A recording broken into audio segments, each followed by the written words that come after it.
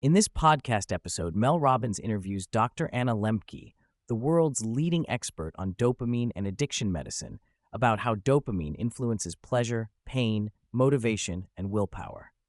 They explore how modern life, with its abundance of instant rewards through technology and easy pleasures, has rewired our brains, disrupting natural dopamine balance and making motivation a challenge. Dr. Lembke explains the neuroscience behind addiction and habit formation, the paradox of pursuing pleasure while avoiding pain, and offers practical strategies for resetting dopamine pathways, building willpower, and fostering genuine motivation. Dr. Anna Lembke begins by defining dopamine as a neurotransmitter that acts as a chemical messenger in the brain, crucially involved in pleasure, reward, and motivation. It bridges neurons to convey signals recognizing behaviors or substances as important, prompting us to repeat them.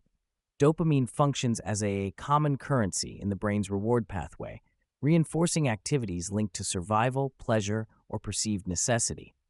However, dopamine is more connected to reinforcement, driving repetition of behaviors, than to pleasure exclusively.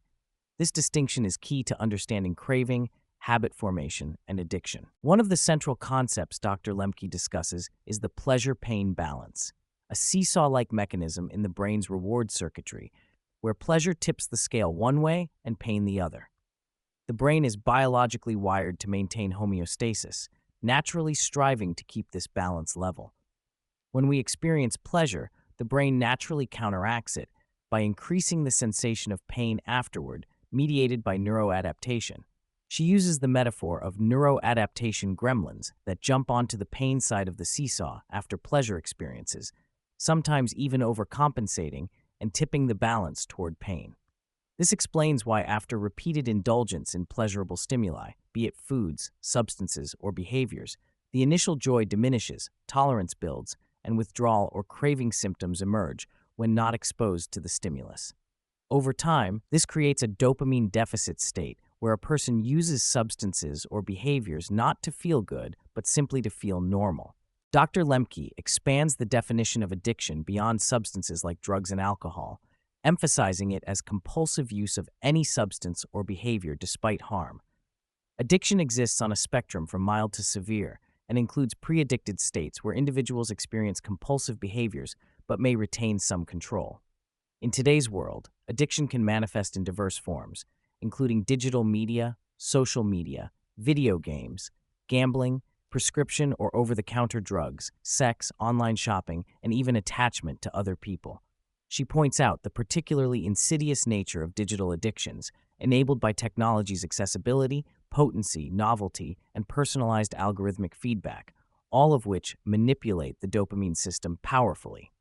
A significant portion of the conversation revolves around how modern technology hijacks the brain's reward system.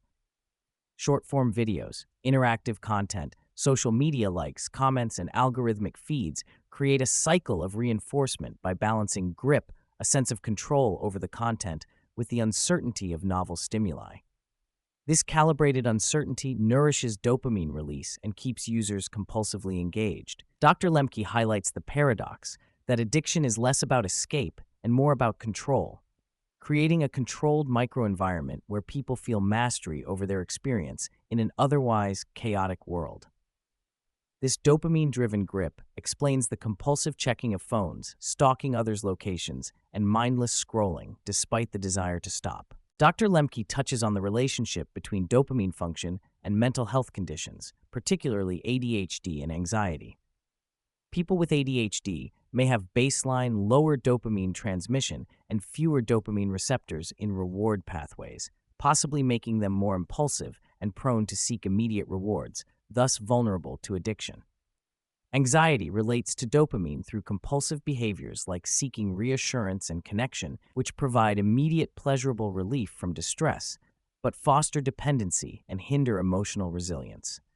Both examples illustrate how dopamine dysregulation affects motivation, impulse control, and emotional stability. Dr. Lembke shares a candid and relatable personal story of becoming addicted to romance novels, highlighting how even seemingly benign pleasures can hijack the brain's reward system and lead to compulsive consumption.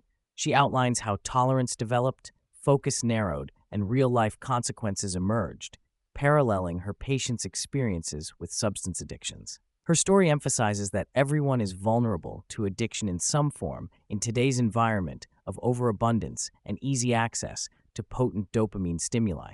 Dr. Lembke and Mel Robbins discuss how constant exposure to easily accessible, high dopamine rewards compromises long-term motivation. By repeatedly indulging in cheap pleasures, such as digital distractions or processed foods, our brain's reward system recalibrates, raising the joy set point. As a result, ordinary tasks that require effort or delayed gratification, like going to the gym or focusing on work, seem harder and more painful. The brain becomes narrowly focused on immediate rewards, making it difficult to muster willpower for the meaningful but challenging goals that bring sustained well-being. To combat addiction and restore motivation, Dr. Lembke advocates a dopamine detox or abstinence trial, during which one avoids their primary drug of choice long enough, approximately 3 to 4 weeks, to allow neuroadaptation gremlins to leave the pain side of the balance and for homeostasis to be reinstated. This period of discomfort and craving is temporary but essential for body and brain recovery. The detox can range from social media abstinence to digital fasting from phones or food detoxes from ultra-processed items. The key is consistency, planning, and preparation for the discomfort that will inevitably arise. Dr. Lembke highlights that enduring right-sized pain or discomfort regularly, such as exercise or tolerating boredom, is beneficial as it triggers endogenous dopamine and other feel-good neurotransmitters. Exercising despite initial pain can induce the runner's high, which provides a healthier reward than instant digital stimulation. The natural cycle of pain followed by reward is critical for sustaining dopamine balance, and leaning into discomfort builds mental resilience and willpower. This shift from avoiding all pain to embracing constructive discomfort is central to cultivating motivation and a fuller, more present life. Concrete steps shared include removing digital devices from the bedroom, not using phones immediately upon waking, and planning morning routines with intentional hard activities like exercise or meditation.